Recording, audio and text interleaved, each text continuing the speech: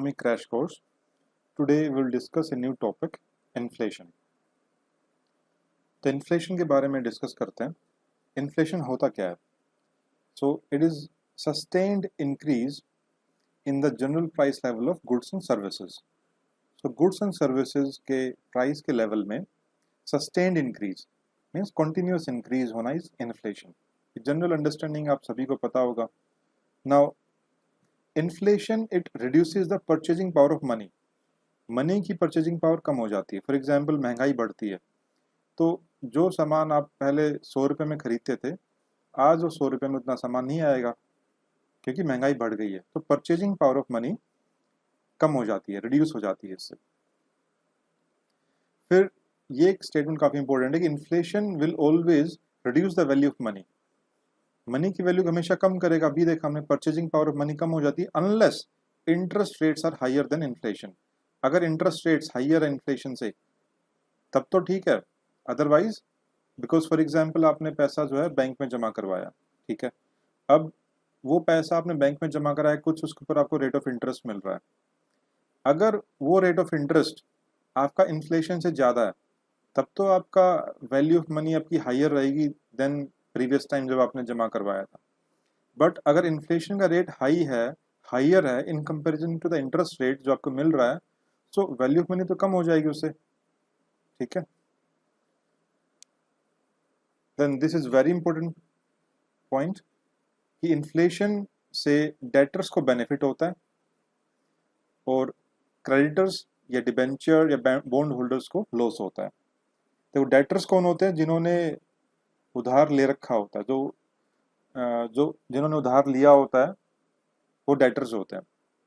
तो सपोज करते हैं आपने अगर उधार लिया हुआ है किसी से, सो आपने सपोज 1990 के अंदर आपने 1 लाख रुपए किसी से लिया और आज जो है आप उसको 1 लाख के साथ कुछ ब्याज के साथ आप उसको वापस करते हो. लेकिन सपोज करते हैं इंटरेस्ट इतना ज़्यादा नहीं, तो क्या आज उस 1 लाख रुपए की वैल्यू 2020 में उतनी है? ऐसा नहीं है, राइट. सो फायदा किसको हुआ इस प्रोसेस के अंदर? इस प्रोसेस में जिसने उधार ले रखा है यानी जो डेटर है उसको फायदा है. ठीक है, जिसने लोन दिया है जो क्रेडिटर है उसको लॉस, यानी बैंक को लॉस है. कोई भी पर्सन है जो कि क्रेडिटर है उसको इन्फ्लेशन की वजह से लॉस होता है हमेशा. ठीक है, सेम ऐसे डिबेंचर या बॉन्ड होल्डर्स. देखो डिबेंचर या बॉन्ड होल्डर्स क्या होते हैं? Kind of peace of paper है. आपने बॉन्ड परचेज किया. अगर आप बॉन्ड परचेज करते हैं किसी भी कंपनी का या गवर्नमेंट का, तो आपने उसके बदले, बॉन्ड के बदले पैसा दिया है कंपनी या गवर्नमेंट को जिसका भी बॉन्ड है, और आपको कुछ रेट ऑफ इंटरेस्ट मिलेगा उसके बदले जो भी है. तो आपने असल में उधार दिया है, ठीक है, उसके बदले आपको कुछ बेनिफिट हो रहा है, that's a different thing. But आप क्या है? आप क्रेडिटर हैं उस टाइम पर. ठीक है, तो बॉन्ड होल्डर्स और डिबेंचर्स को भी क्रेडिटर की ही कैटेगरी में रखना है. सो डेटर्स को बेनिफिट होता है एंड क्रेडिटर्स को लॉस होता है इस पूरी प्रोसेस के अंदर ड्यू टू इन्फ्लेशन. ये काफ़ी इंपॉर्टेंट स्टेटमेंट है, याद करनी है आपको, समझना भी है और याद भी करना है. ठीक है, अब इन्फ्लेशन को मेजर करने के लिए डिफरेंट डिफरेंट इंडेक्सेस हम यूज़ करते हैं. अब कुछ इंडेक्स हैं, for example CPI is consumer price index, then WPI wholesale price index, PPI producer price index and then GDP deflator. GDP deflator हमने first lecture basics of economy में भी पढ़ा था, तो वहाँ से भी आप इसको देख सकते हैं. तो डिफरेंट इंडेक्स है कि हम कैसे इन्फ्लेशन को मेजर करते हैं बेंचमार्क करने के लिए. जीडीपी डिफ्लेटर इनमें सबसे ज़्यादा कॉम्प्रिहेंसिव है. मोस्ट कॉम्प्रिहेंसिव कौन सा है इसमें? GDP deflator. क्योंकि भाई हम पूरी अपनी जीडीपी मेजर करते हैं, राइट. तो उस टाइम पे काम क्या होता है जीडीपी डिफ्लेटर का? बिकॉज अगर हम नॉमिनल बेसिस पे, अगर हम नॉमिनल बेसिस यानी करंट प्राइसेस के ऊपर अगर हम जीडीपी मेजर करते हैं तो उसमें इन्फ्लेशन की वजह से हो सकता है कि प्राइसेस का लेवल हाई हो रखा है एंड बिकॉज ऑफ दैट आपकी मार्केट वैल्यू इंक्रीज हो जाएगी और जीडीपी की वैल्यू इन्फ्लेट कर जाएगी. But that does not give the real picture of economy. तो इसलिए हमें क्या करना पड़ता है? इन्फ्लेशन से एडजस्ट करना होगा और फिर हमें क्या मिलती है? रियल जीडीपी मिलती है इन्फ्लेशन से एडजस्ट करने के बाद. तो इन्फ्लेशन से एडजस्ट हम कैसे करते हैं? जीडीपी डिफ्लेटर की हेल्प से करते हैं. ठीक है, पीपीआई हम पढ़ेंगे नेक्स्ट लेक्चर में, देखते हैं. सीपीआई कंज्यूमर प्राइस इंडेक्स जो कि कंज्यूमर लेवल पे रिटेल इन्फ्लेशन को मेजर करता है. Wholesale price index wholesale level पे इन्फ्लेशन को मेजर करता है. ये आगे डिटेल में डिस्कस करेंगे, अभी देखते हैं आगे क्या। कोर इन्फ्लेशन एक टर्म है, इसको समझना है। ये क्या होता है कि जो इन्फ्लेशन में जो अलग अलग कैटेगरीज ऑफ कमोडिटीज होती है उनकी वजह से प्राइसेस लेवल में इंक्रीज होता है। Because what is inflation? Sustained increase in the general price level of the goods and services. तो अगर उन गुड्स में से हमें फ्यूल आइटम्स और फूड इनको हटा दें, उसके बाद जो इन्फ्लेशन आएगी that is core inflation. So what ever the headline inflation excluding food and fuel items. क्यों? क्योंकि ये दोनों जो आइटम्स हैं ये बहुत वोलेटाइल होते हैं, इनके प्राइस लेवल बहुत ज़्यादा वेरी करते हैं। अभी देखा, बिकॉज फ्यूल हम इंपोर्ट करते हैं, we our maximum proportion of the fuel demand is fulfilled by the imports. हम गल्फ कंट्री से और भी जगह से इंपोर्ट करते हैं, तो इनके प्राइसेस काफ़ी वोलेटाइल है, काफ़ी अलग चीज़ों पे डिपेंड करते हैं। सेम फूड प्राइसेस भी काफ़ी वोलेटाइल रहते हैं। तो इनको हटा के जो इन्फ्लेशन है कोर इन्फ्लेशन, वो थोड़ी स्टेबल होगी ज़्यादा, राइट। क्वेश्चंस देखते हैं। अब ये क्वेश्चन है प्रीलिम्स 2013 का। A rise in the general level of prices may be caused by, किस वजह से आपके हो सकती है? अब जनरल लेवल ऑफ प्राइसेस में राइज करने का मतलब किसके बारे में बात कर रहा है? इसका मतलब इन्फ्लेशन के बारे में बात कर रहा है। तो inflation can may be caused bye, किससे बढ़ सकता है? Increase in money supply. अब अगर मनी सप्लाई बढ़ जाती है, सपोज करते हैं पैसा बहुत ज्यादा मार्केट में आ जाता है, मनी सप्लाई बढ़ जाती है, लिक्विडिटी बढ़ गई है, लिक्विडिटी अगर बढ़ जाएगी तो क्या होगा? उस मनी की जो है वैल्यू कम हो जाएगी, ठीक है। तो क्या होगा? महंगाई बढ़ जाएगी, राइट। परचेजिंग पावर कम हो जाएगी इसकी। This is right statement. Second, decrease in aggregate level of output. अगर आउटपुट के लेवल में कम हो जाए, अगर कमोडिटीज की प्रोडक्शन ही कम हो जाए, यानी सप्लाई कम होगी, सप्लाई अगर कम होगी तो क्या होगा? महंगाई बढ़ जाएगी। अगर कोई भी आप आइटम्स खरीद रहे हो, उनकी अगर सप्लाई कम हो जाए, उनकी प्रोडक्शन ही कम हो जाए, तो उनकी इन्फ्लेशन बढ़ जाएगी, उसके प्राइसेस बढ़ जाएंगे। इफेक्टिव डिमांड भी इंक्रीज हो जाए, डिमांड बढ़ जाएगी तो भी क्या है? डिमांड इंक्रीज होगी तो भी इन्फ्लेशन, महंगाई बढ़ेगी। सो सिंपल सा लॉजिक है, सप्लाई कम हो रही है, डिमांड बढ़ रही है, और मनी सप्लाई में इंक्रीमेंट है, इन सभी की वजह से इन्फ्लेशन होना है। So D is the right answer. Next question, अब ये स्टेटमेंट्स देखते हैं करेक्ट कौन सी है। Inflation benefits the debtors. अभी जस्ट पढ़ा हमने, इन्फ्लेशन से किसको फायदा होता है? डेटर्स को फायदा होता है, जिन्होंने उधारी ले रखी है उनको फायदा है, ठीक है। क्योंकि विद टाइम मनी की वैल्यू कम होती है महंगाई की वजह से, इन्फ्लेशन की वजह से, ठीक है। तो इन्फ्लेशन से किसको फायदा हो? डेटर्स को। और लॉस किसको होता है? क्रेडिटर्स को, डिबेंचर एंड बॉन्ड होल्डर्स को। अब second statement, inflation benefits bond holders, तो गलत है, बिकॉज इससे लॉस होता है बॉन्ड होल्डर्स को। So first is the A is the right answer. Next, indexation is a method whose use can be associated with which of the following? Indexation, index हम use करते हैं, जितने भी CPI, WPI सारे indexation methods हम use करते हैं। So controlling inflation, CPI। अब कंज्यूमर प्राइस इंडेक्स देखते हैं क्या है। कंज्यूमर प्राइस इंडेक्स में हम इन्फ्लेशन मेजर करते हैं at the consumer hand, at the consumer level. यानी आप लोगों को, अगर आप डायरेक्टली रिटेल लेवल पे अगर आप देखते हैं, आप कोई भी कमोडिटी या सर्विसेज अवेल करते हैं, तो उस लेवल पे, डायरेक्टली कंज्यूमर लेवल पे जनरल प्राइस लेवल में राइज हो रहा है नहीं हो रहा है, इन चीजों को हम देखेंगे। तो ये रिटेल इन्फ्लेशन है, राइट, रिटेल लेवल पे। सेकंड, सीपीआई पे आपका डीए डिपेंड करता है। डीए क्या? डियरनेस अलाउंस, जिसको हम बोलते हैं महंगाई भत्ता। जो भी गवर्नमेंट एम्प्लॉयज हैं कहीं पर भी हो रहे हैं, तो वो उनमें क्या करते हैं, वो एक प्रोपोर्शन होता है बेसिक पे का, कुछ पर्टिकुलर परसेंटेज, अराउंड 20-22% के अराउंड चल रहा है, तो महंगाई भत्ता होता है, डियरनेस अलाउंस है, ठीक है। तो वो इन्फ्लेशन के साथ साथ में, ठीक है, इन्फ्लेशन के साथ जो है कुछ सैलरी बढ़ानी होती है इन टर्म्स ऑफ अलाउंसेस, जो जिसको हम डीए बोलते हैं। अब उसको किसके साथ मेजर करेंगे? अब ऐसे तो इंडेक्स और भी है, ठीक है, आपका WPI भी है, CPI भी है, PPI भी है, GDP डिफ्लेटर है, लेकिन हम किससे मेजर करते हैं? CPI से करते हैं, बिकॉज डायरेक्टली जो कंज्यूमर को, इंडिविजुअल को डायरेक्टली इंपैक्ट पड़ रहा है, वो कहाँ से पड़ रहा है? CPI से पड़ रहा है। सेकेंडली, अब RBI जो है अपनी मॉनेटरी पॉलिसी के अंदर इन्फ्लेशन टारगेटिंग भी जो है CPI पे करती है। डायरेक्टली आपको याद होना चाहिए, क्योंकि RBI को, आपको पता RBI का काम क्या है? मॉनेटरी पॉलिसी फ्रेम करना। तो आपको क्वेश्चन करता है कि मॉनेटरी पॉलिसी कौन फ्रेम करता है? आरबीआई फ्रेम करता है। क्या आता है मॉनेटरी पॉलिसी में?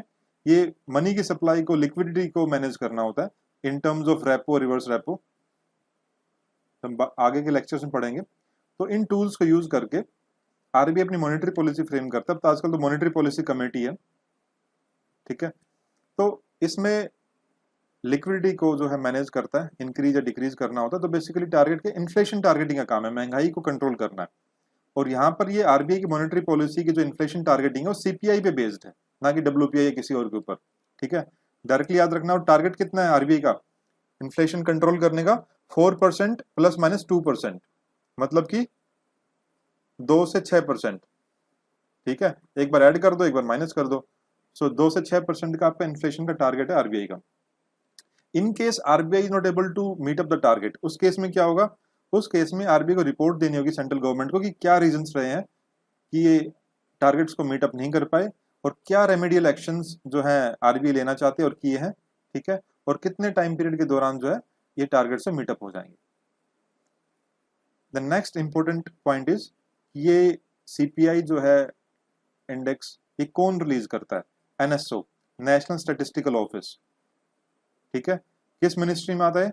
Ministry of statistics and programme implementation, right. तो याद रखना है सीधे सीधे, पहले सीएसओ और एनएसएसओ होता था इस मिनिस्ट्री में, CSO and NSSO.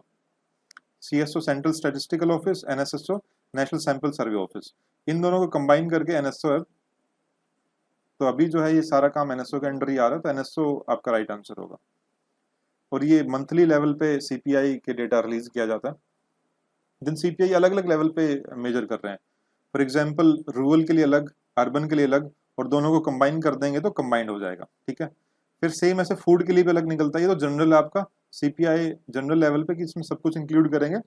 Then CFPI, consumer food price index, इसको भी फिर से मेजर करेंगे रूरल, अर्बन और कंबाइंड पे, कोई इश्यू नहीं है। अब देखते हैं सीपीआई में अलग अलग कैटेगरीज है, कमोडिटीज है, आइटम्स है, कैटेगरीज क्या क्या है और उनकी क्या क्या वेटेज है। तो यहाँ देखो सीपीआई की वेटेज हम देखें तो फूड एंड बेवरेजेस की हाईएस्ट है। तो याद रखना आपको, सीपीआई में मैक्सिमम वेटेज किसकी है? फूड एंड बेवरेजेस की है, अराउंड 45-6% के अराउंड है। याद एग्जैक्टली कितना है वो जरूरी नहीं है, लेकिन ऑलमोस्ट आप देख सकते हैं 50% के अराउंड तो भाई आपका फूड एंड बेवरेजेस का है, ठीक है। देन उसके बाद आप देख मिसलेनियस को छोड़ दें तो उसके अलावा फिर आपके हाउसिंग है, right. Then fuel and light, housing में हम इसमें हाउसिंग में इसको रूरल हाउसिंग इंक्लूड नहीं करते हैं। फ्यूल एंड लाइट 6.84, तो ये अलग अलग है आपका। देन क्लोथिंग एंड फुटवियर, पान, tobacco and intoxicants and miscellaneous, सबके अलग अलग कैटेगरीज हैं। एक बार जस्ट एक ओवरव्यू ले लो इसका, बट याद क्या रखना है, फूड एंड बेवरेजेस का हाईएस्ट है अराउंड 45-46% के अराउंड। और हाउसिंग में से आपका हम रूरल हाउसिंग इंक्लूड नहीं करते हैं। इधर आपके होलसेल डब्ल्यूपीआई का देखते हैं। डब्ल्यूपीआई में आपकी 3 कैटेगरीज है। मैक्सिमम कौन सा है? मैन्युफैक्चर्ड प्रोडक्ट्स, ये याद करना है, बिल्कुल डायरेक्ट क्वेश्चन आ जाता है। तो मैन्युफैक्चर्ड प्रोडक्ट्स अराउंड 65% के अराउंड आपका मैन्युफैक्चर्ड प्रोडक्ट्स की वेटेज है यहाँ पर। सेकंड नंबर पे प्राइमरी आर्टिकल्स, प्राइमरी आर्टिकल्स करीब 20% है। प्राइमरी आर्टिकल्स में ही आपका फूड आता है। प्राइमरी आर्टिकल्स का मैक्सिमम परसेंटेज आपका फूड का है, ठीक है। देन थर्ड नंबर पे आपका फ्यूल एंड पावर। तो हम रिलेशन देख सकते हैं दैट, एक तो यहाँ देखो कि डब्ल्यूपीआई और सीपीआई के अंदर डिफरेंस देखें तो डब्ल्यूपीआई के अंदर मैन्युफैक्चर्ड प्रोडक्ट्स मैक्सिमम वेटेज है, सीपीआई में maximum weightage food and beverages की है। सेकेंडली डब्ल्यूपीआई के अंदर जो फूड आइटम्स है उसकी वेटेज कम है इन कंपैरिजन टू सीपीआई। तो अगर ओवरऑल बात करेंगे कि अगर फूड के प्राइसेस इंक्रीज कर रहे हैं इंडिया के अंदर, तो डब्ल्यूपीआई ज्यादा इंक्रीज करेगा, सीपीआई ज्यादा इंक्रीज करेगा? डेफिनेटली सीपीआई ज्यादा इंक्रीज करेगा, बिकॉज फूड की वेटेज सीपीआई में ज्यादा है। तो इस तरह का कुछ रिलेशन आपको ध्यान में रखना है, बिकॉज स्टेटमेंट्स प्रीलिम्स में पूछ सकते हैं directly. Then this point is, house rent compile करता है होता है only for CPI urban. CPI rural के लिए हाउस रेंट कंपाइल नहीं करता है, because for rural sector there is negligible number of rented houses in the rural areas. Questions देखते हैं। CPI is design to measure the degree to which, CPI क्या measure करता है? Incomes are distributed among the poor rich, नहीं भाई ऐसा तो नहीं देखते, पुअर रिच में इनकम तो डिस्ट्रीब्यूशन का काम नहीं है। Then cost of purchasing a bundle of consumer goods has change with time, definitely कि जो प्राइसेस हैं वो कुछ गुड्स के किस हिसाब से चेंज हुए हैं, यस वही आपका कंज्यूमर गुड्स का आपका सीपीआई आएगा। नेक्स्ट इज अबाउट दैट कि आरबीआई जो है कौन सा इंडेक्स यूज करता है to measure rate of inflation in India. तो आपको बताया था आरबीआई की जो इन्फ्लेशन टारगेटिंग किसके ऊपर बेस्ड है, सीपीआई पे बेस्ड है। नेक्स्ट क्वेश्चन कि इन्फ्लेशन, वही फिर से inflation targeting, rate of inflation in India is measure generally किसकी मूवमेंट पे देखते हैं, सीपीआई पे देखते हैं, ठीक है, सेम क्वेश्चन है। फिर सीपीआई कंज्यूमर प्राइस इंडेक्स को हम दो और टर्म्स में यहां मेजर कर रहे हैं, CPI IW that is consumer price index for industrial workers, IW यहां स्टैंड करता है फॉर इंडस्ट्रियल वर्कर्स, और दूसरी ये कैटेगरी है CPI ALRL consumer price index for agriculture labourers and rural labourers, AL stands for agriculture labourers and RL for rural labourers. तो question क्या बनेगा, क्वेश्चन सिंपली बस यही आ सकता है, जो चांसेस होते हैं कि सीपीआई आईडब्ल्यू को कौन रिलीज करता है, कौन इश्यू करता है, कौन करेगा, बिकॉज देखो नाम में ही आपको वर्कर्स है, देखो दोनों में क्या है, यहाँ इंडस्ट्रियल वर्कर्स के लिए है, ये आपके एग्रीकल्चर लेबरर्स या रूरल लेबरर्स के लिए, तो लेबर ब्यूरो जो है वो रिलीज करता है, वो इश्यू करता है। सो लेबर ब्यूरो किस मिनिस्ट्री में, ministry of labour and employment. तो इस चीज को आपको याद रखना है बस, ठीक है। बाकी किस काम में आता है, डेफिनेटली डीए के अंदर आता है काम में आईडब्ल्यू वाला। एंड सेकेंडली मिनिमम वेजेस भी अगर डिफाइन करने हो in terms of industrial sectors में, अगर मिनिमम वेजेस की बात हो अंडर मिनिमम वेजेस एक्ट, तो भी इसी के थ्रू है। सेम यहाँ अगर मिनिमम वेजेस की बात करें अगर एग्रीकल्चर लोअर एरियाज के अंदर, तो यहाँ पर फिर consumer price index for agriculture labourers and rural labourers ये मेजर करेंगे। बट याद क्या रखना है कि लेबर ब्यूरो जो है वो रिलीज करता है CPI IW as well as CPI ALRL. Question देखते हैं क्या, प्रीलिम्स 2015 का क्वेश्चन है, which of the following brings out the CPI for industrial workers, अभी आपको बताया लेबर ब्यूरो। नेक्स्ट क्वेश्चन करते हैं, economic growth is usually coupled with, economic growth के साथ में क्या होगा, डिफ्लेशन होगा, नहीं होगा, इन्फ्लेशन, यस इन्फ्लेशन होगा। स्टैगफ्लेशन क्या होता है, stagflation is inflation combined with unemployment, ठीक है। हाइपर इन्फ्लेशन भी नहीं होगा, वो बहुत ज्यादा हाइपर हाई लेवल की अगर inflation that is hyper inflation. But economic growth के साथ में हमेशा इन्फ्लेशन रहता है, क्यों रहता है, देखो भाई सीधी सी बात है, अगर ग्रोथ होती है तो प्राइस राइज तो होना होता है, अगर प्राइस राइज इन्फ्लेशन, अगर डिफ्लेशन होगा तो क्या होगा, प्राइसेस के लेवल गिरेंगे, सपोज करते हैं प्राइसेस के लेवल अगर डिक्लाइन करेंगे तो इंडस्ट्रीज को फायदा नहीं होगा, इंडस्ट्रीज को अगर फायदा नहीं होगा, अगर उनके प्रॉफिट डिक्लाइन होगा तो उनकी प्रोडक्शन कम हो जाएगी, प्रोडक्शन कम हो जाएगी तो आपकी इकोनॉमिक एक्टिविटीज डिक्लाइन करेगी, तो उससे इकोनॉमिक ग्रोथ डिक्लाइन करेगी। तो इकोनॉमिक ग्रोथ के साथ में इन्फ्लेशन होता है, राइट, कि प्रोडक्शन एक्टिविटीज इंप्रूव करती है, इकोनॉमिक ग्रोथ मतलब जीडीपी इंक्रीज कर रही है, जीडीपी इंक्रीज कर रही है मतलब प्रोडक्शन एक्टिविटीज इंक्रीज कर रही है, market value of goods and services. सीधी सी बात है, जीडीपी क्या होता है, जीडीपी का देखो, जीडीपी हमने पढ़ा था, GDP is the market value of all final goods and services. अब मार्केट वैल्यू बढ़ेगी तो भाई इन्फ्लेशन भी तो बढ़ सकता है, बढ़ेगा साथ में, ठीक है। तो इंडस्ट्रीज अपने वर्कर्स का तनख्वाह भी बढ़ाएंगी, ठीक है, तनख्वाह बढ़ाएंगी, पैसा ज्यादा होगा, डिस्पोजेबल इनकम ज्यादा होगी, डिस्पोजेबल इनकम ज्यादा होगी तो डिमांड बढ़ जाएगी, डिमांड बढ़ जाएगी तो फिर से इन्फ्लेशन बढ़ जाएगी, ये सारे आपस में इंटरलिंक्ड है।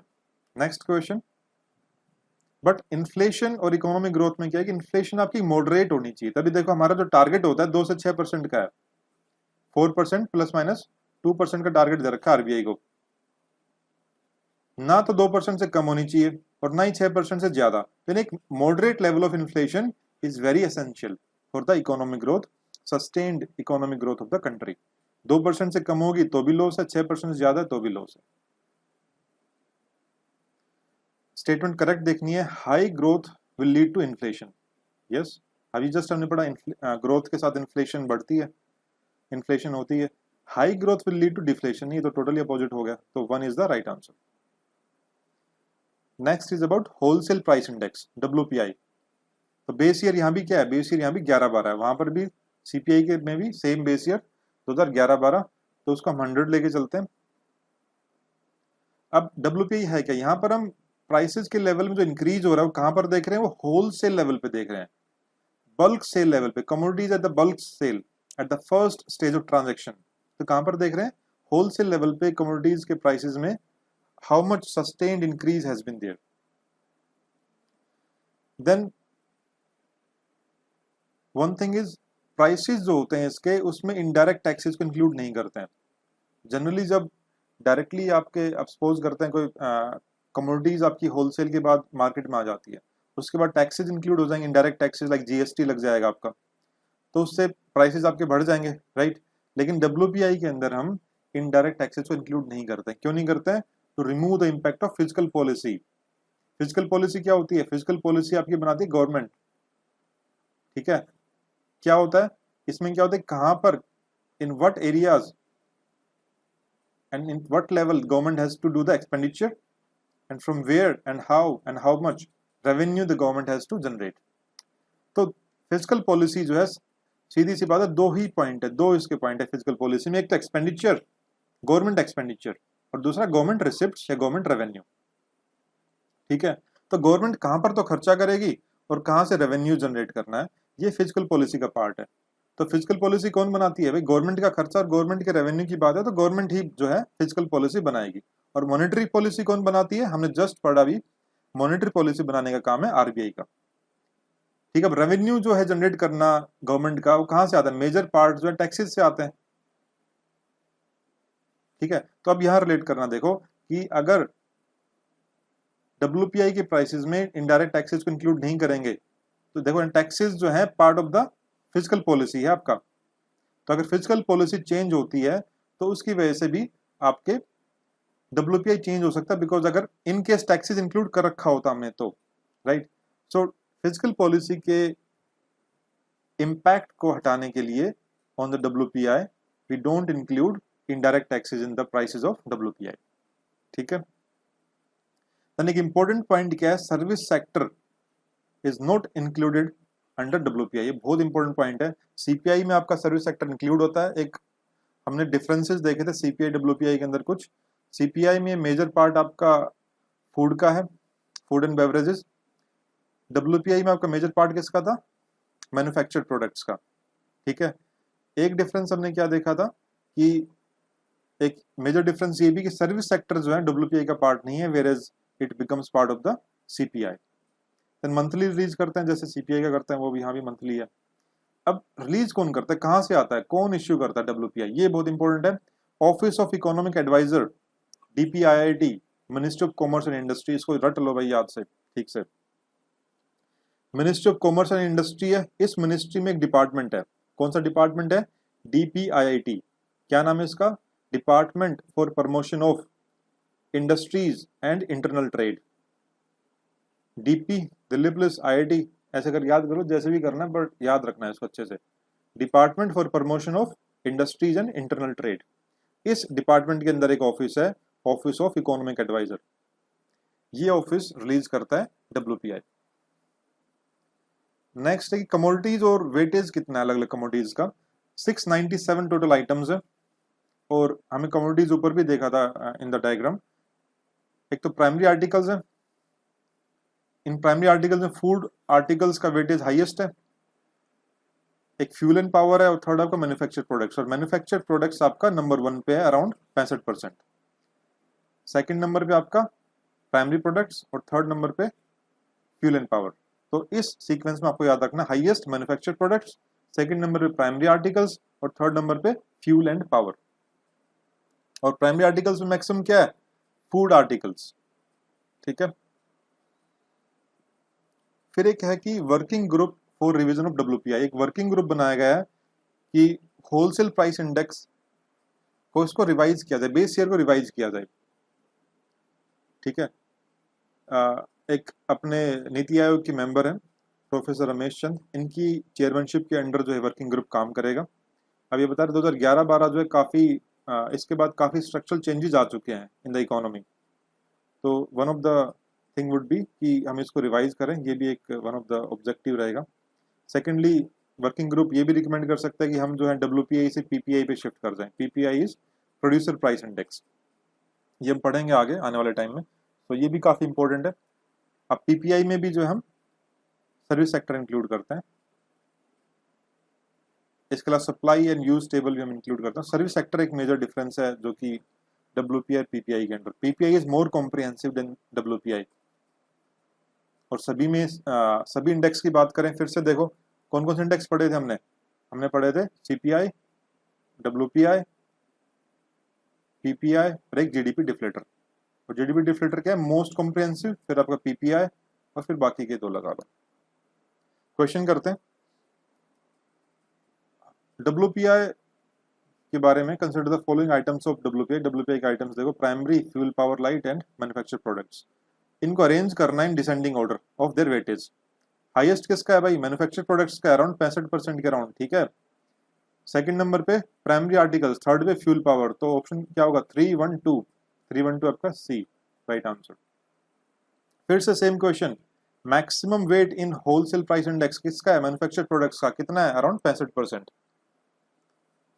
फिर से same question, maximum weightage in WPI manufacture product 65%। Next question, WPI in India is available on monthly basis only. अभी जस्ट हमने पढ़ा मंथली बेसिस पे। As compare to CPI, WPI gives less weight to food articles. Yes definitely, हमने पढ़ा था कि CPI के अंदर मैक्सिमम वेटेज किसका है? फूड एंड बेवरेजेस का। वेयर WPI में फूड एंड बेवरेजेस की बात करें, फूड एंड बेवरेज आपके इसमें आता है, प्राइमरी आर्टिकल्स में आता है। और प्राइमरी आर्टिकल्स अपने आप में जो है सेकंड नंबर पे, बिकॉज फर्स्ट नंबर पे आपका मैन्युफैक्चर्ड प्रोडक्ट्स है। तो second statement would be correct. So both statements are correct. Both 1 and 2 is the answer. Next question, at present WPI for all commodities including manufactured products is released on a monthly basis. दोनों ही CPI WPI दोनों monthly basis पर release किए जाते हैं। So that's all for today's discussion. If you have got any questions regarding this or your guidance related questions, your doubts, you can ask your questions on this Telegram group. The description of this Telegram group, the link is given in the description box below, and there's a Telegram channel as well. We are some civil servants who are leading this group there, and we will be very happy to help you out regarding any of your guidance related doubts and queries. And if you like this video, please do subscribe, share and like as well. Thank you very much.